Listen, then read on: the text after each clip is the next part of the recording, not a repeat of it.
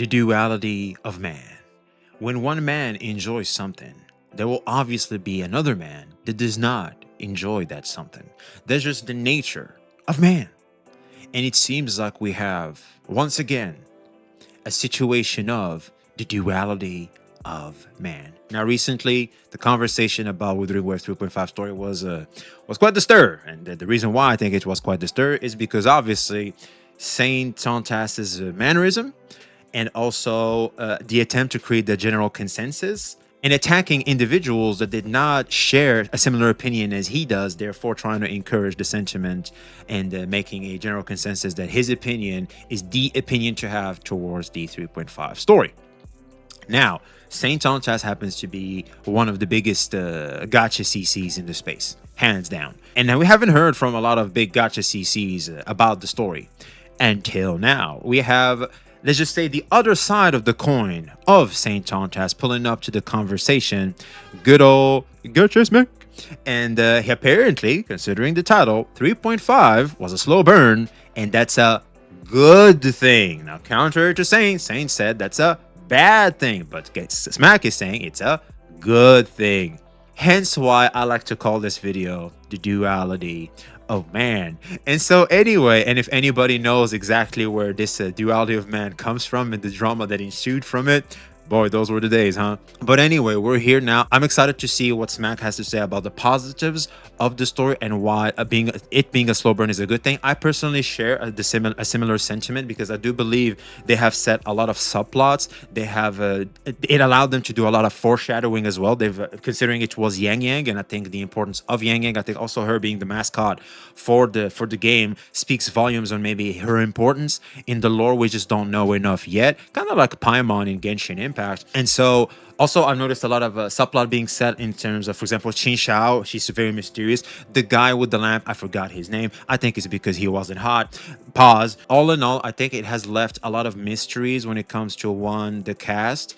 For example, Hei Sin, etc. It has been a good setup all in all when it comes to the story and the new zone as a whole. However, this does not mean it didn't come with its fair share of flaws.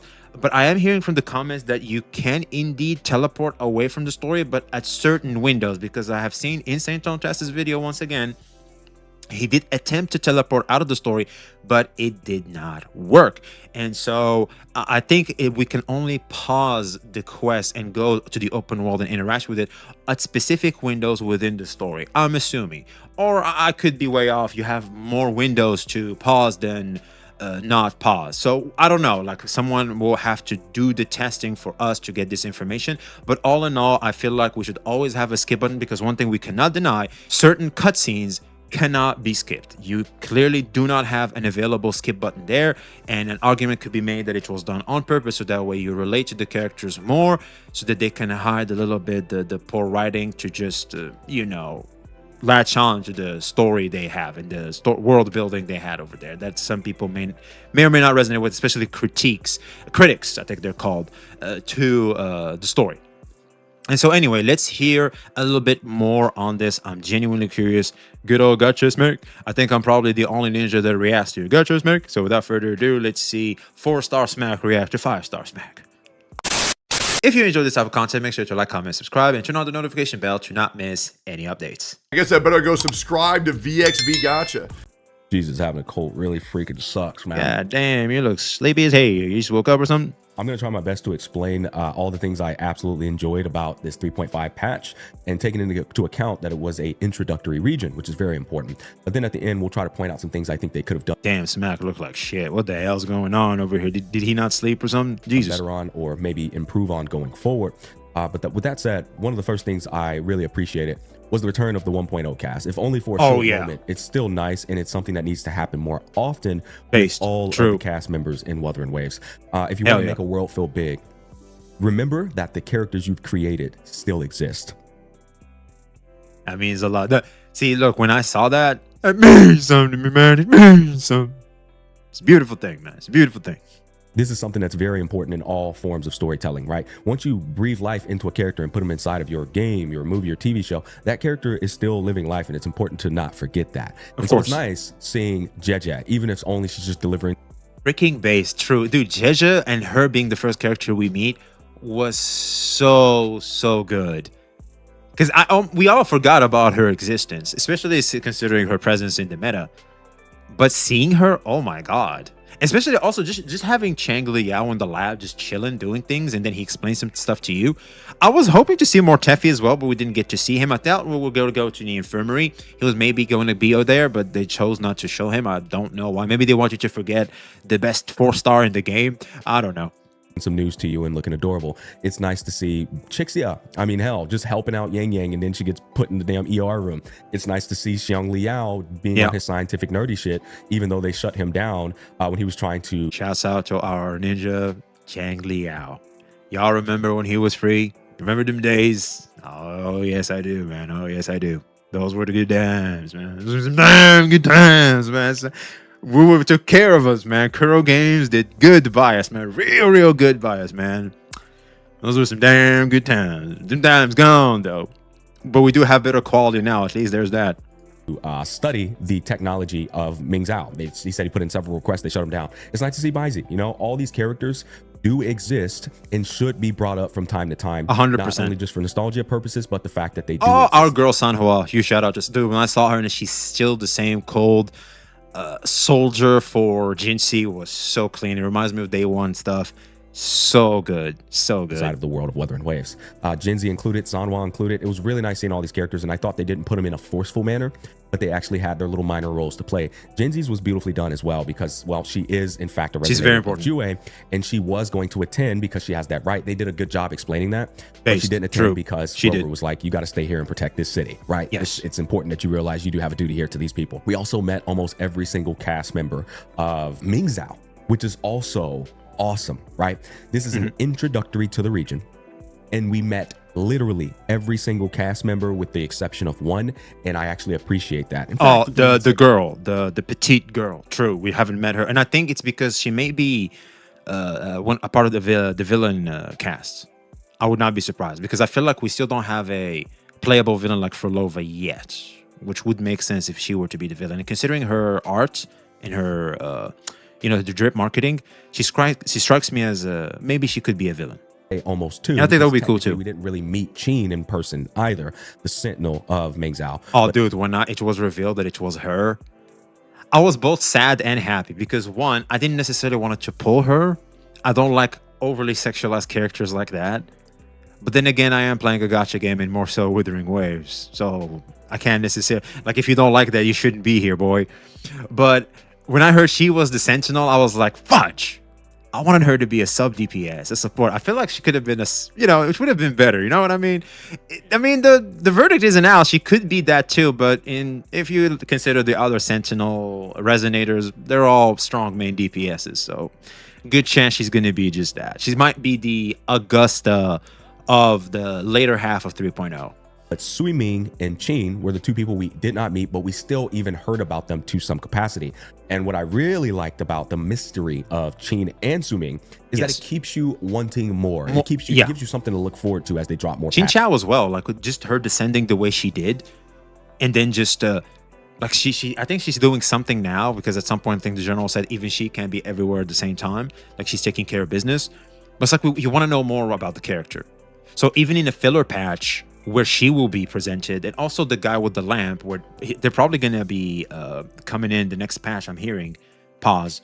And that's a good thing. I mean, now, at least in the filler patch, there's actually intrigue I'm going in with. Not just, I guess we're going to have to do an ad for these characters and that's it. No, I'm actually intrigued in these characters lore-wise. I think that's very important. Especially the Sui Ming part. It was me and chat were going through the story. If you watch my playthrough, and it came to, I think it came to a chat. I didn't want to steal his credit. One of my boys, I think it was Bad Goat. He was like, "I'm calling it now. Sui Ming is Yin Lin's sister." And wait a minute. Wait a minute. Wait. First of all, you're not gonna speed past that like you didn't just say what you just said. Wait, whose sister? Sui Ming is Yin Lin's sister. And then I was like, "Wait, is Yin Lin?" Hold on. Pause. Okay, so that's Yin Lin.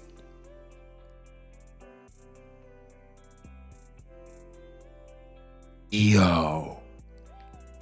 No.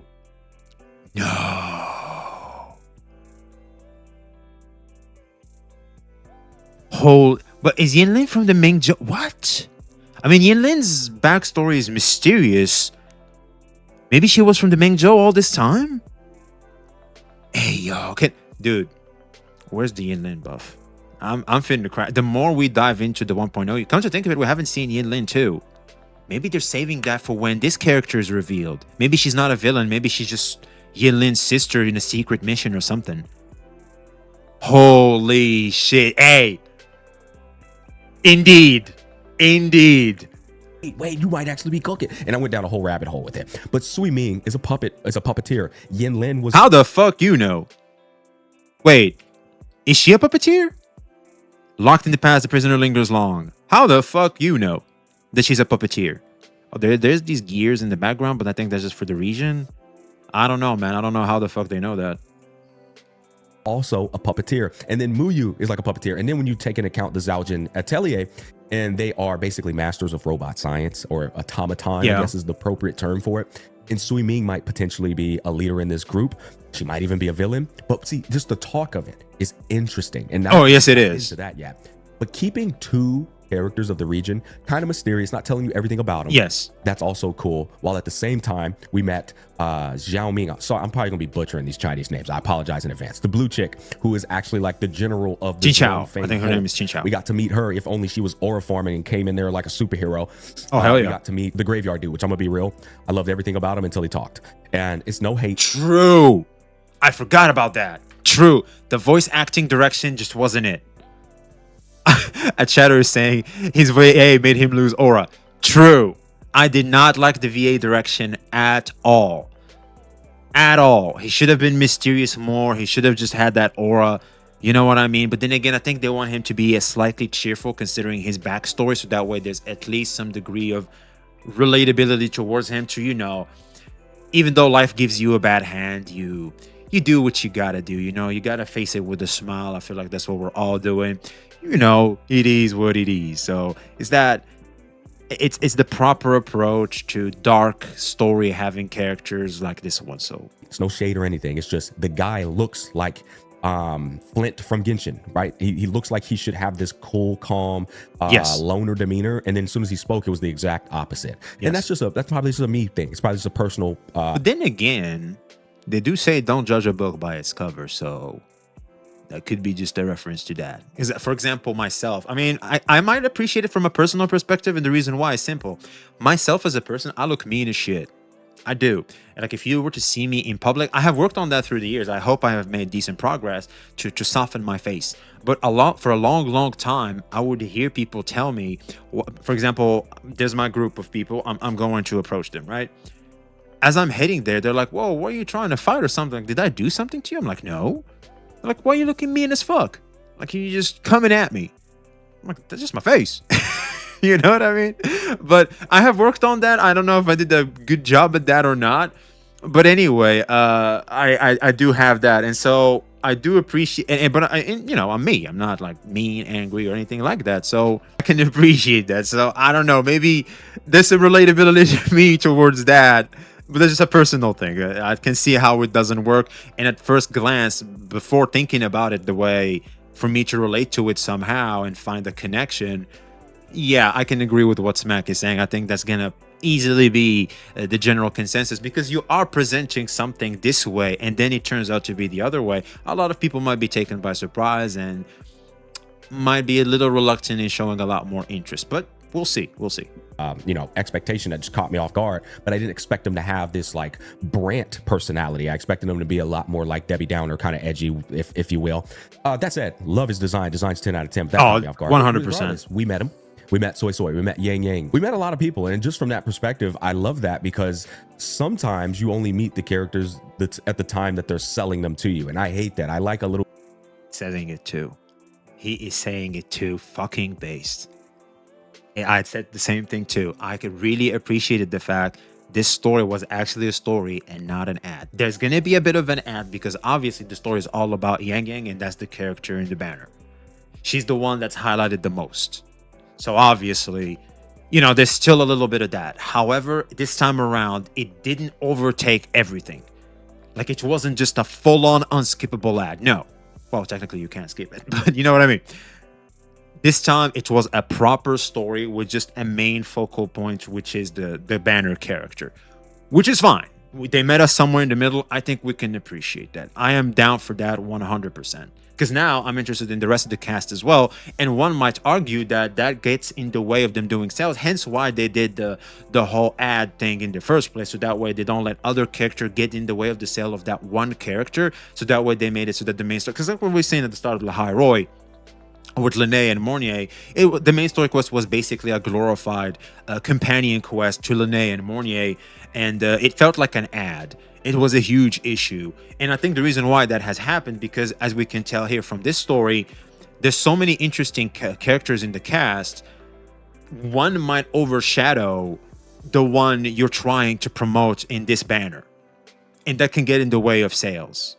And so it's a bit of a double-edged sword for them, but it's very positive for us, the consumer. And I think they should just maintain that, because doing just the previous formula, hence why they changed it, it simply doesn't click, it doesn't work. The player base just does not appreciate that. I think this is the perfect middle, and I think they have recognized that and have been applying it. And I applaud them for taking the L and just, reverting back to what we truly know them for and love them for. A bit of build up before a character even becomes available to be sold. I want that character to not just be on the screen when your banner's up, but as the story is continuously progressing. 100%. That was something I appreciated about Luke Herson in the La High Roy arc. He was there. Yeah, they have shown him a lot.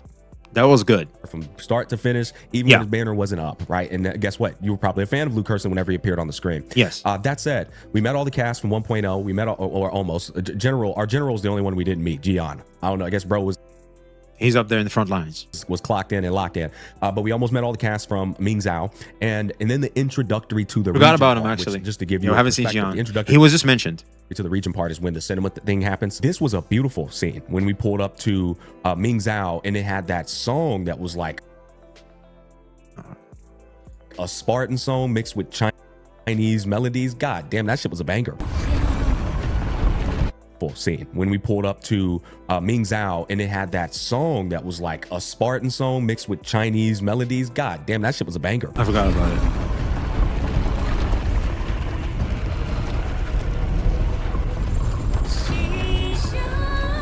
Oh, that was so good. I remember now.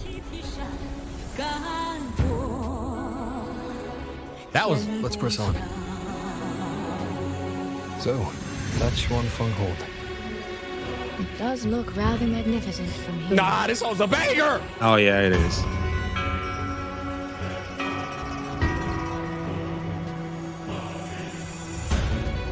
No, that hoe a banger, chat. Uh-huh. And I don't know if it's just me, but I feel like they improved even more so on their beautiful world design, their yes, they landscaping, their map design, the graphic fidelity, the quality, the shading. In this region, I could see that they have improved on all of these details in a noticeable manner. I'm not gonna say it was drastically. It's kind of hard to be drastic when it looks so good as is already.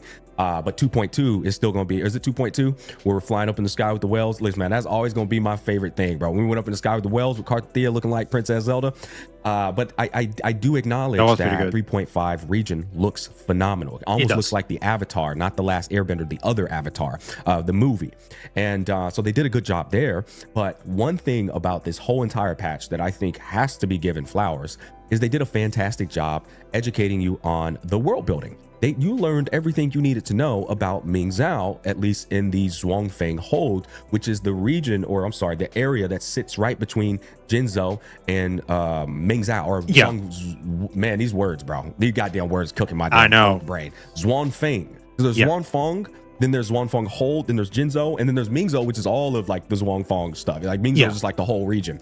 But this hold sits in the middle, and its primary like responsibility is to fend off tacit then what the hell is the Huanglong?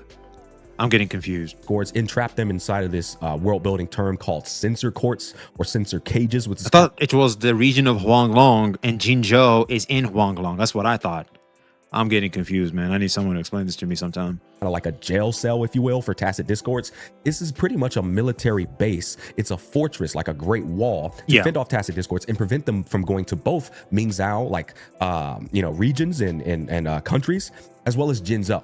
If you take away this fortress, Jinzhou and Ming Zhao are cooked, right? So this fortress is very freaking important. Yes. But it's not just like a fortress for like soldiers and warriors, citizens also inhabit this area as well. Yes. But we learn a lot about the robot take care of it too. They have it good. Of this Wanfeng They hold. they have AI. They have superpower AI robots.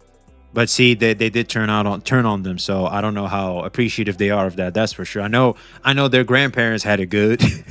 Actually, never mind. Even the grandparents died because of that. How it functions and how it fends off these tacit discords. This is very important when you go to a new region, bro. What are the people like? What's the culture like? What's the history like? And how is it self-sustaining? How does it function as a whole? Who's the region, or who's the sentinel of the region? What the hell? Oh, dude, that was the main question I had. I was like, okay, who am I supposed to not miss in the banners? Hey, I know I ain't the only one. I know I ain't the only one. Who can I not miss? Because obviously the sentinel character is going to be the best. I need to get it. I need to be ready. Is she like? How did, or he or she like, which you know it's always going to be a she in a gacha game. And what's their responsibility? How do they run things? We need the male sentinel already. What the hell? I mean, at least Genshin had Veggie and Zhongli. Those were male characters. And we appreciate them a lot. It's like they can... When I think it's time for a male sentinel, we should be talking about that. In contrast to Jue or Imperator, all of these questions were pretty much answered all in one singular patch on the first half of 3.5. Keep that in mind as well. Now, what I do like is they did keep a lot of Qin's powers and decision making, as well as everything she is. It kept it a lot in mystery. It's a bit clouded and obscured, which is a good thing. Gotta give you something to look forward to. You don't want to tell everything about the Sentinel all in one patch, right? But they give you enough to know how things get down there. She's the one who created the automatons. I hate that word. The robots. Yeah. The highly advanced AI robots. But we still don't know why she got locked up. People. She's the one who created them. A big power of hers is being able to create these highly advanced. Actually, dude, Soy is so fine. The dress. I know it's the dress. It makes her look so good. I think they said it's the most highly advanced AI robots in the entirety of the Wuwa world. She created all of them, put them in that fortress to protect everyone. But she's also somebody. Oh, I love when her eyes goes red. Oh, dude, that was so good. And she be threatening too. Oh my God, she farmed so much aura. He was able to split off her power into these things called prism stones. I was locked in, boys. I'm gonna be honest. I was listening to all of this stuff. It was actually enjoyable to me. It was. Soy's part of the quest was so. I dare say, and I was the brave take. I think that was the best part of the quest. I think so. Like interacting with H-Sin and just trying to figure out H-Sin, etc. That was pretty good. I'm not gonna lie. I think that was the lore drop. You know what I mean? That was the lore drop. Parts of the story, which we'll talk about later, that were a bit mind-waning. But the fact of the matter is, the world building and the lore was all intact. This was probably the most impressive thing about 3.5 in its entirety. It was the world building and lore was all there. Yes. The Court of Savante, the Zhao Jin Atelier, right? These are two highly advanced, like ancient civilization groups that are really good at technology advancement. Oh, right? Yes, where the villain is from, right? I think they're just good at technology, period, right? The ancient technology that's highly advanced, better than anybody's shit. And then you've got the, fuck these damn mouthful words, Zhao Jin Atelier. They're the like natives of Ming Zhao. They're the scientists of Ming Zhao. And they are highly advanced in automaton science. And guess what? The villain of this story, Muyu, he belongs to that group, which is crazy because the group, there it is. Yeah, I remember. Group is not supposed to be evil. So him belonging to that group, I'm pretty sure he does, right? Correct me if I'm wrong. This is all coming off the top of the cuff. If he belongs to that group, then that means the rest of the group might be evil as well, who I think Su Ming belongs to, regardless. And I think, see, this is what I thought at first as well. I think Su Ming is going to be a villain. She strikes me as someone that would pair with Muyu, and considering if she is supposed to be in Lin's history as a plus, considering these things are just robots or big ass puppets, really, it all fits. It all fits. I'm glad I'm not the only one who, because even before I knew about the whole Yin Lin and the puppet correlation, it struck me as a villain, and considering her design and the fact that she didn't show up yet, it's something that's going to be a face down card that's going to be flipped up later on us to be revealed that she is the villain. Kind of like Denya. I feel like she could be the Denya. I could be wrong here, but I don't think I am. The Sentinel, Qin, she was supposed to use them to build this hold. And in using them, they would then have full-blown information as to all the ins and outs of the hold and how things function, so on and so forth. She didn't choose them, though. She chose the Court of Savante instead of her own scientist group in her region. And I already had put 2 and 2 together during my playthrough. I was like, oh, they didn't like that. They probably got a mad fucking grudge against her because of that. Like, how dare you choose these outsiders instead of us? Oh, this is lore. This is world building. This is good shit. Yeah, this is good. Yeah, there it is. He's saying it. This is world building.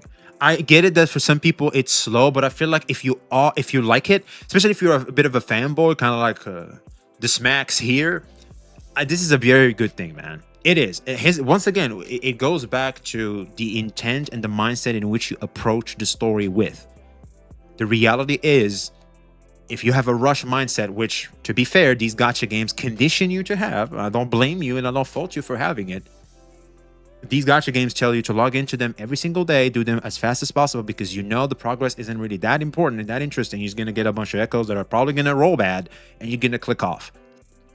So you just be like, you know what? I just want to do them real quick and get off. That's why these gacha games can transform into chores, is because of this very mindset that they train you every single day and condition you to have towards them specifically.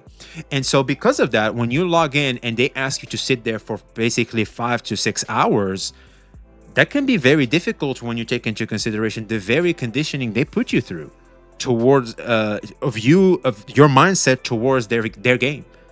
So I don't fault you for feeling this way. However, if you are disciplined enough, if you detect it and are more a bit of a casual in your approach towards these games, or kind of like myself, I still log in every single day. I still rush them every single day, but I know when to take a step back because I realize the conditioning they are doing to me. And because of this realization, I hold my shield up to the negatives that this conditioning is going to try to do to me and how it's going to get in the way of my positive experiences with the game. So when it's finally time to have some content, for me to not have a bad approach that can get in the way of me enjoying the thing that's finally here, if that makes any sense. And so this is why I feel like the story and the world building was so good and appreciated by many, and it still was not appreciated. But well, one, people are just gonna have a different taste, and also I understand I also understand how the game itself could have contributed to a good extent to some people feeling the way they felt towards the story due to the preconditioning they've had. I hope I'm making some sense. I know it's a little, it's a bit far-fetched, but I think the more you think about it, the more it makes sense as to why you see a lot of people developing this lack of patience towards certain pacings in the story. It just makes sense. Everything. This is all in 3.5, by the way. And the cool thing about all of that is that it sets up another antagonist group other than the fucking Fraxidus. Thank God. Base. There it is. Thank you. I thought about that. I forgot to talk about it. Thank you for reminding me, man. Hell yeah. I'm so tired of the Fraxidus. It's always the Fraxidus. Are we Team Rocket? Reminds me of Pokemon, dude. Fraxidus. It's always Team Rocket. It's like, oh my God. Can we do something else? Jesus. Thank God. Thank God. I've been talking about this for oh boy. Long time, those of you who've kept up with the channel know. I've been talking about we need some other antagonist other than the other faction. It's like running into Jesse and James in Pokemon every time. It's like, all right, bro. I swear this wasn't pre-watched. I lie to you, I'm not. I swear this was not pre-watched. Great minds think alike. We gotta get a new villain, bro. I'm tired of running into Jesse and James. Jesse and James is Team Rocket from Pokemon, for those that don't know. Yeah, I mean, like, so the fact that now I feel like Kuro Games has been listening and involving the cast from Ming Zhao and in 1.0 Huanglong region, and now I feel like they're listening in a way of let's add more villains other than the Fraxidus. Thank God. Fraxidus is cool. I love me some Cristofaro. That's my goat. But goddamn, we need some more. I feel was that him? In the whole mask stuff, I feel like the Mui, or what was her name again? I think that was Christopher again or something. I'm not sure though. I'm just going crazy maybe. Because the problem with this asshole is that he could be anybody. So it's like I'm sus of everybody that I see that's acting a little weird. I'm like, that you? And so I feel like they're doing that with this Muyu dude. By the way, I really loved him. I did. I enjoyed that guy. I think he's a Muyu was good. He's got some pain he's holding on to that we haven't. I feel like that's Christopher still, or maybe he's being played by Christopher, which is fine. I mean, the biggest evil, the biggest faction, taking advantage of smaller factions is something I feel like we can be okay with. Jet, he kind of leaked it out when he was talking about getting rid of your feelings. You don't need them. Whenever somebody says that, you know goddamn well they've been through some tough shit. Oh yeah, when he said that you have to get rid of your feeling. See, he had me in the middle half, because at some point he said you have to be aware of your feelings and take control of them. And then he was like, you know what? Get rid of them. I was like, okay, so you had me there in the first half, and then you just lost me. Forced them into that dark depth of hell. Right. So like this guy, he was based, and he kind of showed it at that point too. But he's interesting. I like where he's going with his whole role. He's also no bitch either. He's no pushover, even though he tried to act like he was. Speaking of Muyu and the Zhao Jin Atelier, they were so good at science and what they did that they were able to outsmart Qin, the Sentinel. This guy was able to take control of the I didn't pay attention to that. Robots who are supposed to be coded to protect civilians at all costs, at all. Yeah, and they managed to transform them into their own army. True. All times. And he's flipped their shit with some coding. That's how I'm like breaking it down in my brain, at least. He coded their shit to do the exact opposite. I thought it was because of H Sin getting locked up or something. I think this is something we need to know more about H Sin before we can definitively say this is exactly what happened. I feel like there's more to the lore there that meets the eye. That's just me though. The robots that are supposed to protect the people ended up killing the people. I mean, this is insane when you think about that, because he basically outplayed and outsmarted the damn Sentinel, or he had help from the rest of his group. But regardless, that sets up a lot of different variables. How the hell did that happen? What's going to happen now as the story goes on? Because they didn't get rid of this guy. He's still alive. Yeah, he's still around. Yep. And he's got a whole other group of people, right? Oh, yeah. This to me, when I'm talking myself through all these things, I can't say this quest was bad, because as I'm talking about it right now, I'm passionate. I'm actually excited to talk about this stuff. To me, I had a great time doing it. Feels nice to nerd out a bit, don't you think? I like this conversation, and especially the energy that we're bringing. I like how we're nerding out here. This quest, because it didn't feel like I was wasting my fucking time the whole time playing through it. There was purpose to a lot of the conversations that were being held and the things that were occurring. Now, does that mean the quest was perfect? No, absolutely not. But there certainly was a lot more positivity than negativity from my personal experience. I also want to talk about Soy Soy, Yang Yang, and Rover. Can we all just get a round of applause for Rover not being on the screen the entirety of the goddamn... Dude, that's why I love the Soy Soy part of the quest the most. It's because I took a break off Rover. Yeah. Yang Yang was something that I'm already familiar with. So like seeing Soy Soy, because she was a new character and also she's the hottest of the bunch, it was nice. It was the best, hands down. But yeah, dude, I'm not gonna lie. When they gave me the choice between choosing the perspective, I thought I was just needed to do one and I can just ignore the other. And like maybe it could be optional if you want to do it later or something. I decided, you know what? Fuck you, Rover. I'm doing it with Soy Soy. Get the fuck out of my face. I thought I was gonna see Rover again. That's how I thought. And I picked Soy Soy immediately. I was like, man, fuck you, man. I'm tired of your ass. Patch. This was another devs listen moment in my personal opinion. I've been saying forever, we don't need Rover on the screen all the goddamn time. Sometimes it's even better to keep him off the screen for an extended period of time. Yeah, so that way we can appreciate when he's here. Everybody else, so that when he does arrive, it's much more appreciated and it's much. I swear I have not pre-watched this. He's just the great minds think alike, man. More heroic felt, because it's literally like the hero swoops in, saves the day. But when he's on the screen all the goddamn time, it makes the world feel smaller. It also makes it feel like all you're talking about is Rover and the next person you're trying to sell and the banner. I love the fact that you got to spend time with Yang Yang by herself, get to experience some of the growth that she went through. Also her journey as she's going through Mingzhou and talking to all the citizens. And basically they're setting up the transformation parts, and so that way it doesn't come out of the blue. Because like Dan Heng, I feel like the best one that was done kind of nicely was Dan Heng, because Dan Heng was always in Bibiter Lune. We just didn't know. And that was pretty good. We just get to know more about Dan Heng, because Dan Heng was still mysterious, and it was for good reason, and that was very appreciated. Yang Yang is not, right? Because Yang Yang took a long time to become Xuanling. What was that? Xuanling. Yeah, right, there it is, Xuanling. And it wasn't a secret transformation that she always had. No, this is something that she had to tap into by interacting with a new power. And that was appreciated, but it wasn't free. She had to go through a lot of, let's just say, adventures to not only interact with the power, recognize it, and then be able to tap into it, but also the power isn't necessarily free. I think even at the end, she mentions that there's still chaos, because it is I think that's why it's called the Havoc Bane, because it's the bane of and the suffering of a lot of souls that have perished, and the trauma and the things they missed out on. That's the sentiment. It's unlike Augusta, because the good mirror to this is Augusta. Augusta tapped into the warrior spirit of the fallen. Yang Yang tapped into the trauma, the PTSD of the fallen, right? The regrets, the things they didn't manage to do. That's the sentiment, that's the emotion that Yang Yang tapped into. And you can tell it's not free.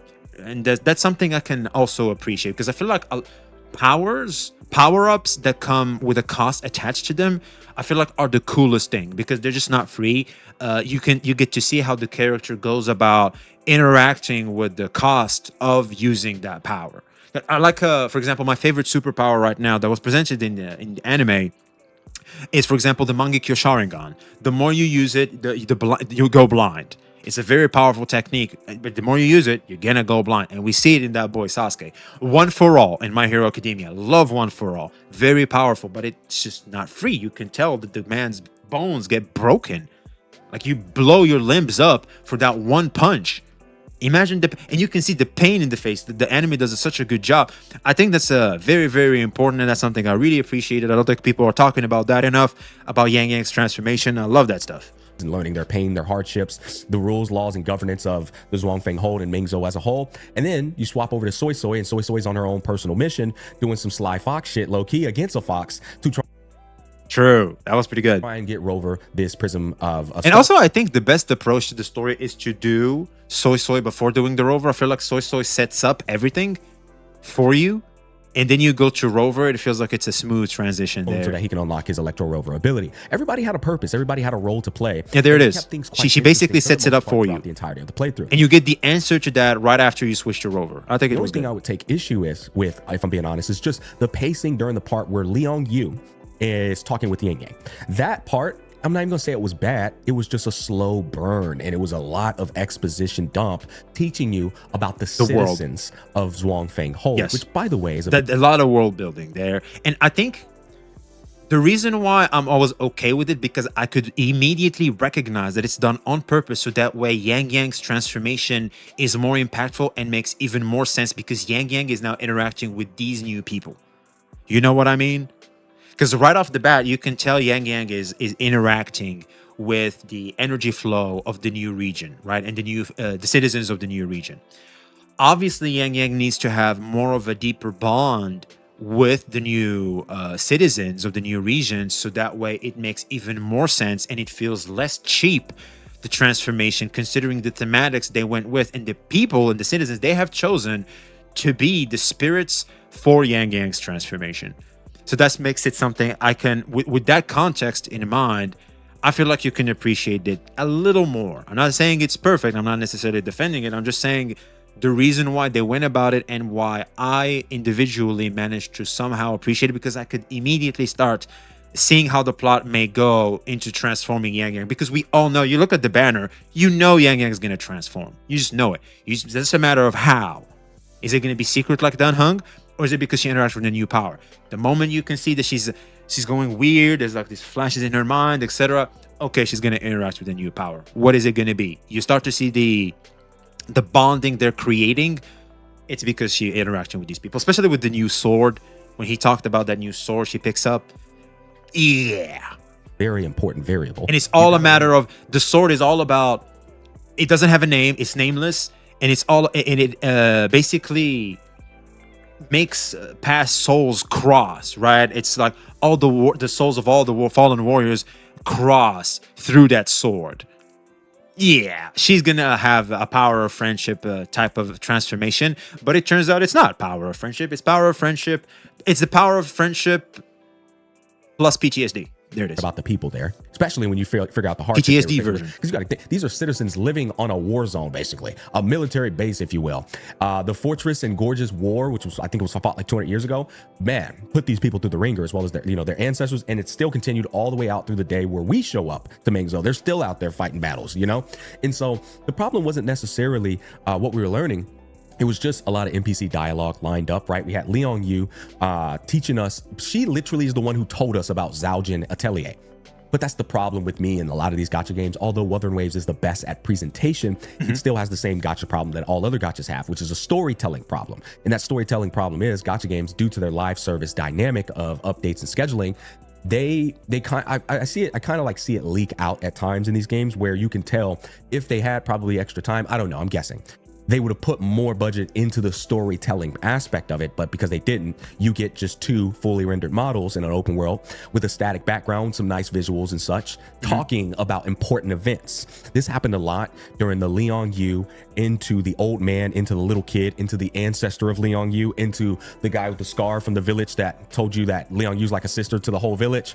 Yeah. There was a lot of exposition dump in that part. Not that that's bad, but it could be better presented. It could be better shown, right? When you're telling me about the Zhaojin... He makes a good point here. I mean, the speed in which we get updates is very fast. Like, it doesn't give developers enough time to really polish a lot of stuff. But then again, that's a bit of a nitpick. All in all, I feel like the polish is on point where we can just really appreciate it all in all. It's I think it's the reason why we give it a 9 and not a 10 out of 10. This is why, is what he's saying here. Because 10 out of 10 is just perfection. Group, the and clearly we don't have that due to the very nature of the game we're playing, which is what he's saying too. So yeah, fair is fair. He's a mad scientist. But it's a bit of a nitpick. When you're telling me about this group, I don't need to hear it from Yang Yang and Liang Yu just telling you about them. You could actually... Because also I think Smack also approaches this in a realm of critiquing, right? He's into...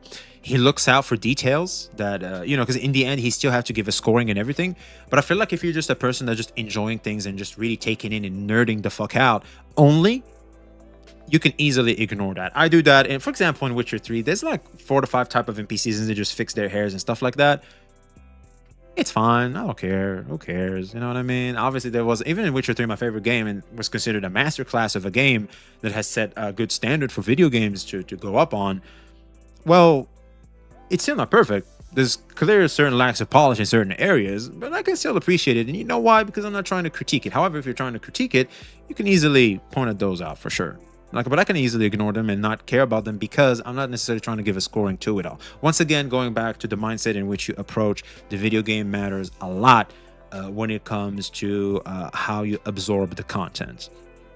Bring out your beautiful, creative artwork where you're showing... It's not a shot at Smack or trying to disregard what he's saying here, just so that I'm clear. It's just I'm explaining to you why he will actually mention it here and why he will call it out, because that's technically what he's doing here. It's his job, right? He's supposed to give you a scoring to this, and he has to be as fair as possible and mention everything that caught his eye. And so this is why we're having this conversation right now. Still images of art of these people as you're talking about them, or the moving creative art I've seen you do. Woo, I have some beautiful ways of storytelling. Oh yeah, they really do. They've done many ways of storytelling versus just like a fully animated cutscene. And so I think they could use some of those ways when they're introducing some of these very important world building lore aspects. They can use it when they talk about the Court of Cervantes. Show some people, show something. Hell, even if they're hollowed out, that will make people lock in more as opposed to just looking at a character that they know they're never going to play with, or an NPC they don't really give a fuck about. Now, there's the sword. I want to talk to you guys about Yang Yang. I think Yang Yang has been quite a polarizing topic. There are people who are kind of like, I guess they're really, I haven't heard, caught off guard that Yang Yang 1 billion% had romantic moments with the Rover. Look, I forgot to talk about, you know what?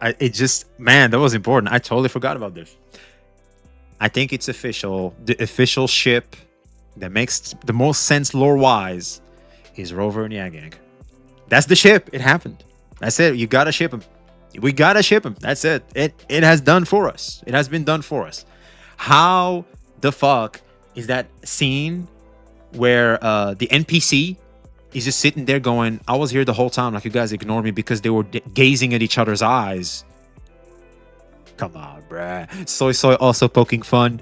Come on, bruh. By the way, I know Yang Yang is looking at Soy like those hoes ain't loyal, because she's moving in on her sister's crush after she started to see some attractive features about him as a person. She started moving in on him. Your sister has it bad for him and you're moving in on him. These hoes ain't loyal. I mean, holy shit. If you deny it at this point. Sister too, god damn. Holy hoeing. Dear God, guys, I don't know what to tell you. That shit was romantic as romantic gets. Oh yeah, did you see that too? In the end part? Oh my god! But the biggest one was definitely when they were gazing in each other's eyes. Hold on, I even have the screenshot. Hold on. If you look at this, I think this is the scene where the NPC was being ignored. There was more of this, by the way. This is just the one I managed to screenshot. Come on, bruh. Come on, bruh. It's like, come on.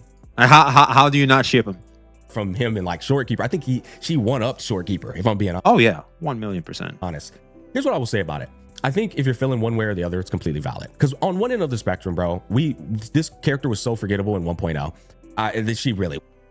She was. We cannot say otherwise. I think NTE is doing a fantastic job at making Mint more noteworthy. I think so. Especially considering now 1.2, because she's supposed to be the mascot. I would not be surprised if we get a 5-star Mint sooner than later, considering she's again the mascot. Yeah, they're not making that mistake that Wuthering Waves has made back in the day with Yang Yang. That's for sure. It was horrible in 1.0 to the point where they put so much emphasis and focus on this character, so much significance on this character in 3.5. When you just reflect back on the last time you saw her. Yeah, dude, the evolution, man, it means something to us, man. It means something. It is a 0 to 100 level of escalation. And if people find that odd, I think that's fair. That said, on the other end of the spectrum, there's also a lot of people who are just Yang Yang fans. Like, dude, about time. This character was the first person we saw. What the fuck, man? So I think it really can go both ways. I'm one of the people. I was rooting. I think I haven't done this part yet, if I'm not mistaken. I think this is like the after story quest. I gotta go do that. For Yang Yang, bro. I'm not gonna cap, okay? Yang Yang, Yang Yang. Now, she do got that monotonous tone, but I feel like, and this is just an anecdotal, I feel like her tone is Chinese people. If you were speaking Chinese and for sure, you keep the we see that a lot in the.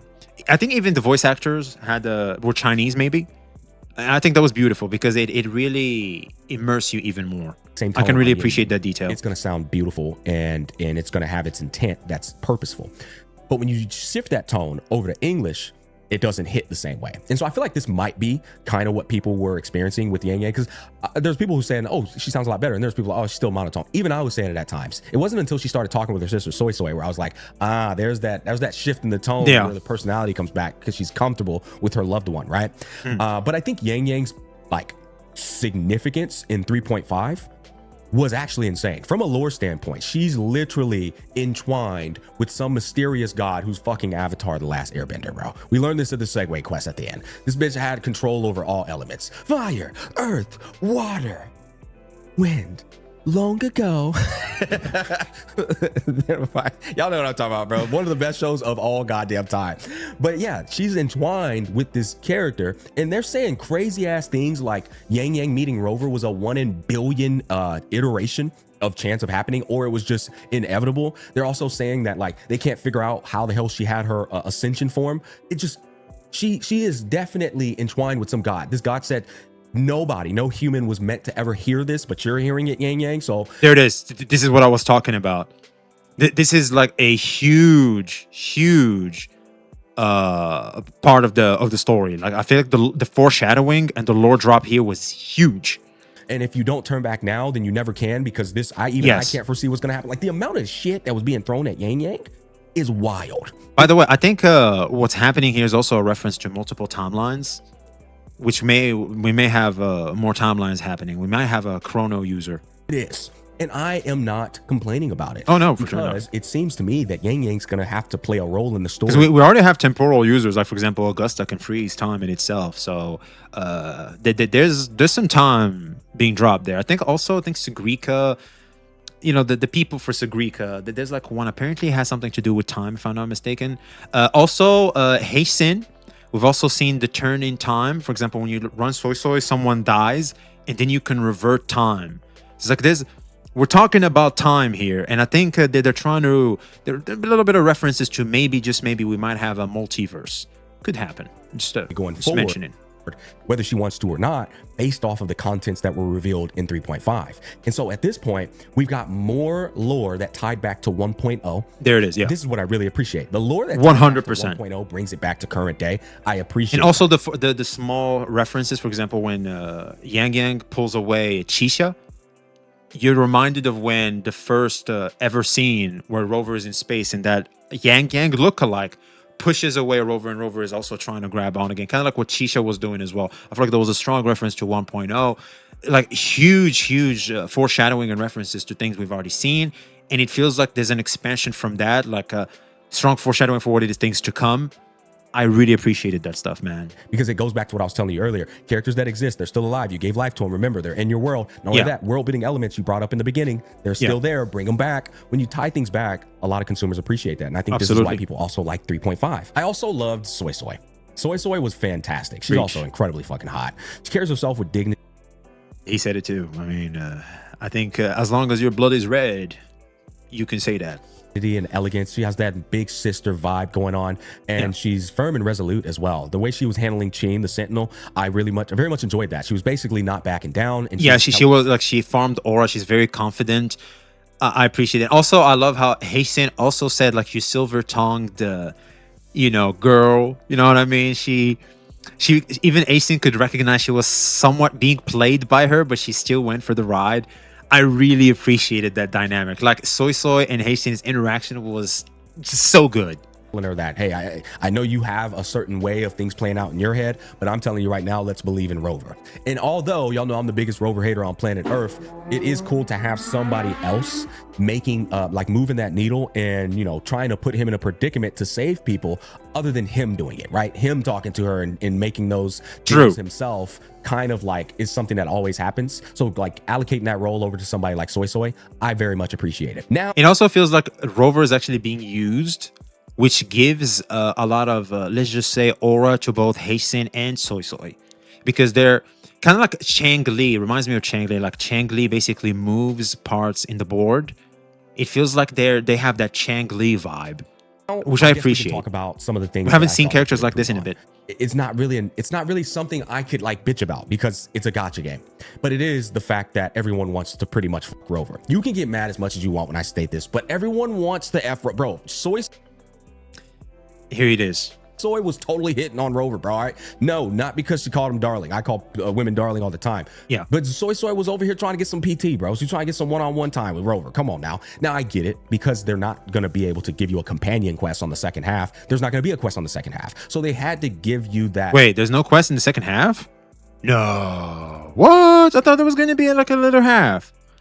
You know, I guess that was supposed to be Act 2. We just rushed it. Nah, well. Insert experience. They should have never gave us ninjas 2 acts at the same time. They can when they can during the story with Soy. And then, dude, imagine hitting on your sister's crush and you know she has it bad for him. These hoes ain't loyal. On top of that, Yang has a massive crush on Rover as well, right? Like, and then you know when he meets Chin, it's gonna be the same thing as well, bro. Like, Chin gonna be over here like, Oh, yeah. But I joke. I say this though because there's a lot of times where you see these cheesy like moments that might make people cringe, and it takes away from the seriousness from the story. But at the end of the day, it's a gacha. Here's the thing for Soy Soy, for example. I think Soy Soy might do that on purpose, like she's actually playing Rover. That's something, if it's in this context, in this framing, I can appreciate that. You know what I mean? So Yang Yang is like genuine and pure because of how Yang Yang is as a character, but Soy Soy is a little silver tongue, and are we just gonna sit there and pretend like she didn't use the Rover to sell a sin? You know what I mean? It's like Soy Soy seems to be like playing chess. I would love to see Soy Soy and Chang Li interacting. That would be so cool.